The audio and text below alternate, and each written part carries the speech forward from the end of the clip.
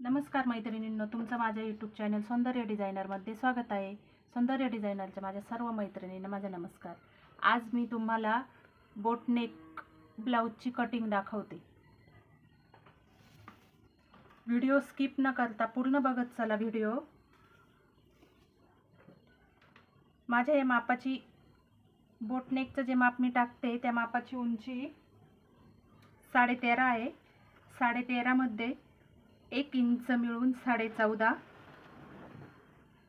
अशी ही पूर्ण उंची मी घेते।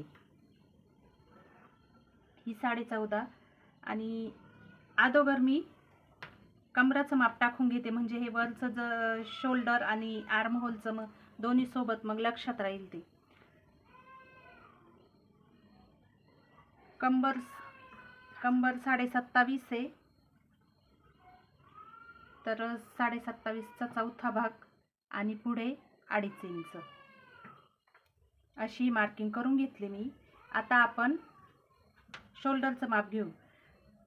बोटनेक ब्लाउजला जे शोल्डर घेतात ते शोल्डर पूर्ण जे शोल्डरचं माप असतं त्याच्या निम्म करत्या।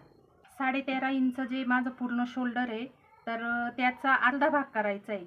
जर तुम्हाला काउंट करून नसेल येत करता तर डायरेक्ट हे 13 आणि हा ॲरो आहे ना इथे आपण हे टोक ठेवायचं टेपचं आणि असा अर्धा भाग करून घ्यायचा। इथे आलं आहे 6.25, मग तेवढं आपण शोल्डरचं माप टाकून घ्यायचं इथे।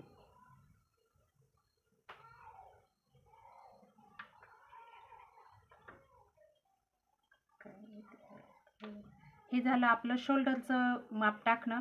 आणि आता मुंडा टाकायचा आहे आपल्याला। मुंडा मी ह्या मापाला 5.5 इंचाचा घेणार आहे।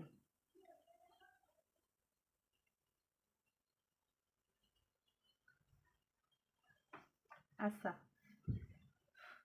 आता ह्या मार्किंग वरती आपल्याला छातीचं माप टाकायचं आहे।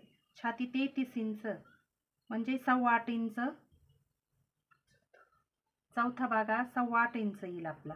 आणि त्याच्या पुढे आपल्याला 1.5 इंच शिलाईसाठी फिटिंगसाठी जी माप घेतो ते।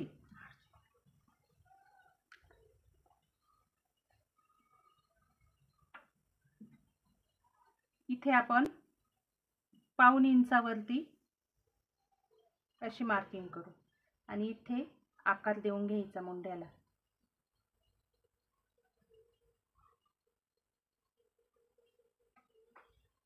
इथे हा थोडा खाली घ्यायचा,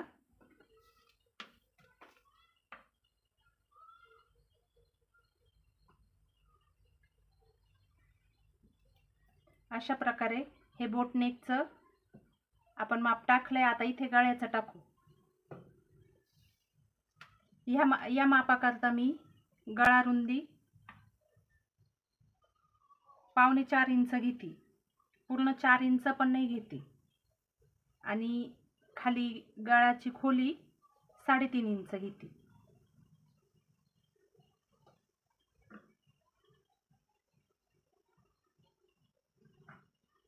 आणि इथून आपल्याला जो आकार द्यायचा असतो तो 1.5 इंचावरती। आणि इथे पूर्ण वरून असा आकार नाही द्यायचा, थोडा त्याच्या खालून द्यायचा, असा आकार द्यायचा। ही आपली मार्किंग करून झाली बोटनेकची। मी कापून घेते आता।